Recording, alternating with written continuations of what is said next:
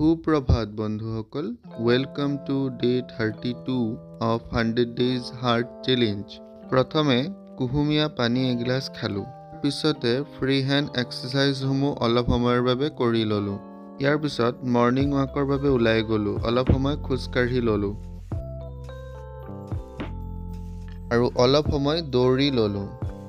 ঘৰলৈ উভতি আহি চাহটো অলপ খাই ল'লোঁ। তাৰ পিছতে শ্ৰীমতীক বাছত উঠাই থৈ আহিলোঁগৈ। ঘৰলৈ উভতি গা ধুই ল'লোঁ আৰু ভগৱানক সেৱা জনালোঁ।